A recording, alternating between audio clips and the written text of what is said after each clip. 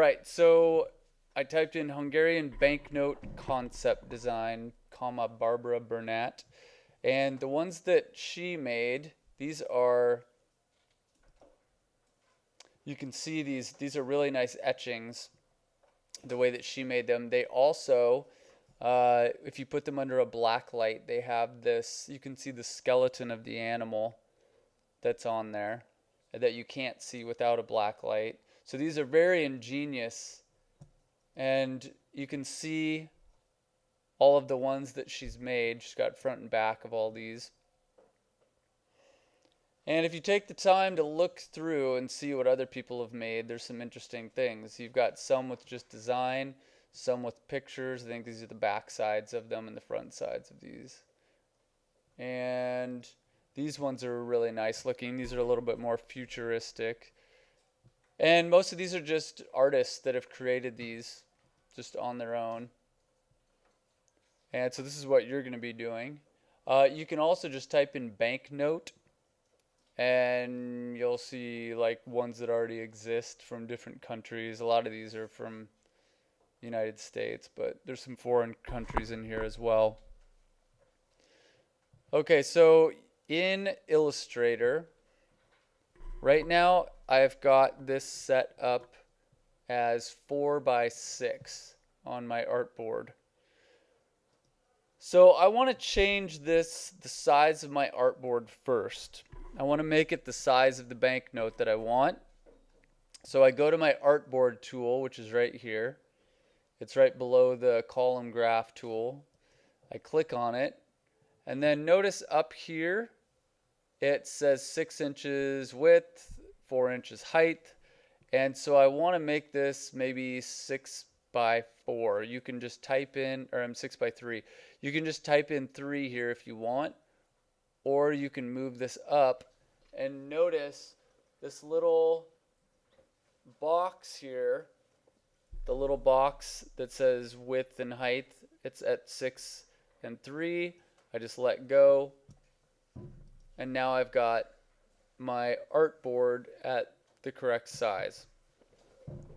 Yours are going to vary based on how big you want your banknotes to be. All right, so here, this particular window right here, if you don't have this, this is your layers window, and also should have artboards on it. If you don't have it, you can go up to window and then layers or artboards, and it's going to come up. So artboards, obviously I have just one here. I'm going to rename this artboard, so I'm going to double click here, and I'm going to call this banknote, and let's just say this was a $5 bill, so I'm going to say banknote 5, and that's it. So when you have multiple artboards, you want to make sure that you're labeling what they are. Now, at the bottom here, you can click on this thing right here where it says New Artboard. If you click here, you can make as many artboards as you want. I'm just making 3. And I would like you to create your own banknotes, and I want 3 of them of different denominations. So you could have a $5, a $10, and a 20. You don't have to call them dollars. You can call them whatever you want. And they should all sort of have the same matching look to them, just like the ones that I showed you. You don't want ones that are like look drastically different.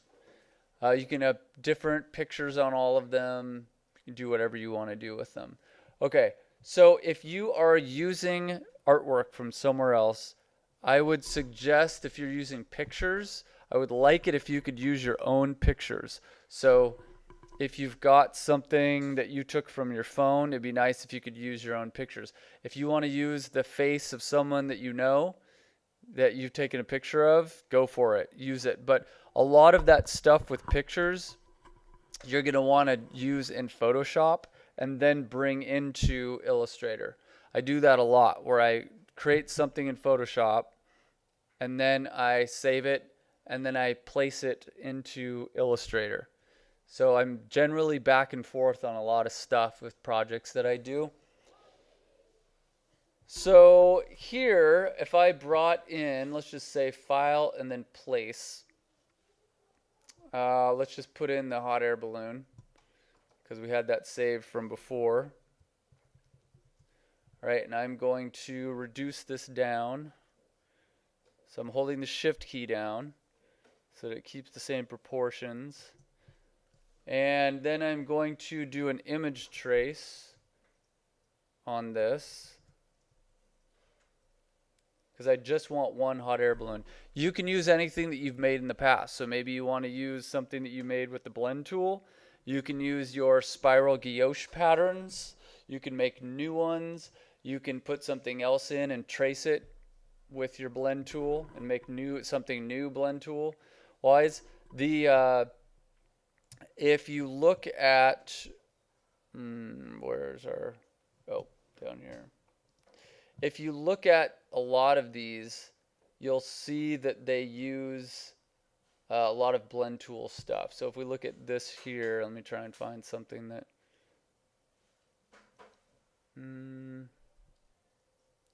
this is a good example.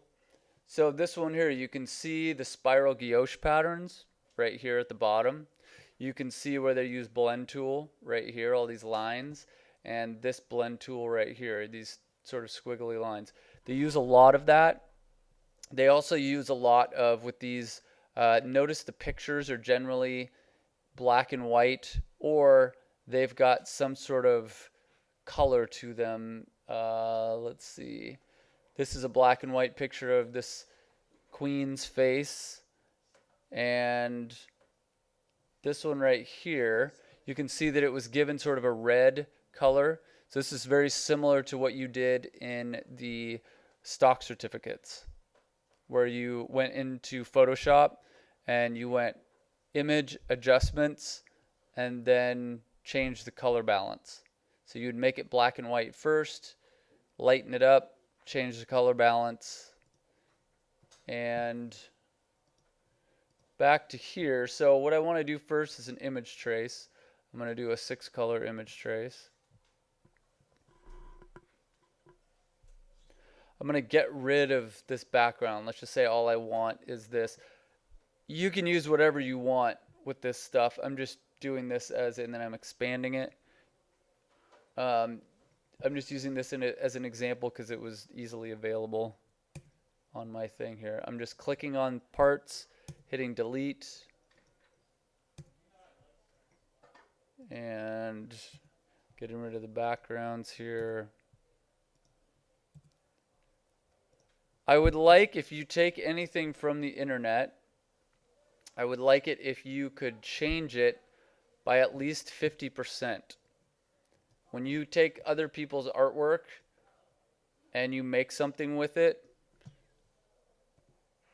you need to make sure that you're doing something with it. You can't just steal someone else's artwork and put it on yours and claim that it's yours. For instance, if you use this, I would like it if you could do something with it. So like make a blend out of it, do something with it. Use it as a template to trace over and make something of your own. That's the one thing, like there's a lot of artwork out there, and if you're not good at just straight artwork, then take someone else's artwork and trace over the top of it and make something similar. Use it as a guide. All right, so we can then change the colors of this. I can go in and go to my paint bucket tool. Actually, I need to highlight it, then go to my paint bucket tool, and I'm going to change the color of this. Something like that. You can do whatever you want to do. And then the last thing that I want to show you is which you've done before, obviously. This is the pen tool. I'm just going to make a couple of just random things here. You can see that I have my fill color, and I don't want a fill color, so I get rid of it, none. And then I choose a stroke color of, we'll just choose something like this. And then I'm going to get out of this, get back into it, and then I'm going to create a new one here. Hold on. Snyder. Yeah. Okay. Yep. Bye. Your dad's here. Okay, so next I'm going to just create something else, something maybe a little bit similar to this. And I'm going to change the color of this one to, let's just make this one red. Hit OK. And now I'm going to blend these two. Object, blend, make. And I want to make the thickness of these lines less. So I'm going to go to Window and then down to Stroke. And I get this window. And I'm going to take the weight of the stroke down to 0.5. And notice that makes these lines a lot thinner. You can go down to 0.25. And so I'm just going to go to 0.5 here. And all the time, when you've got this, you can always change these by just going to your direct select tool. I can move this, I can move this anchor point around these individual anchor points. I can mess with these handles. And then something that I don't think that we went over is under the pen tool, you've got add anchor point, delete anchor point, and convert anchor point. So if I want to add an anchor point, I go over to here and I click on the path, and that adds an anchor point. And then I can go in here, I can mess with that anchor point. I can move the handle around. If for some reason you do not get a handle when you create a new anchor point, if you go to add anchor point and it does not create a new handle, then you can just go to convert anchor point, which is the one that looks like the greater or less than sign. And I can click on that anchor point and I can move this out and I can create that handle if I don't have it already. So that's something you can always do. Also, delete anchor point. You can probably guess what that does. So I just click here and it deletes that anchor point. So those are very useful to use with all of this. And then with your, once you've got your blend here, you can also take the opacity down. So up here you've got opacity. I can bump this down to 50%. You can see that it gets a lot lighter. With banknotes, they use a lot of lower opacities where they have stuff behind stuff. There's a lot of different layers in these things. So I think that pretty much covers it. You need to come up with 3 designs, just the front of 3 different banknotes.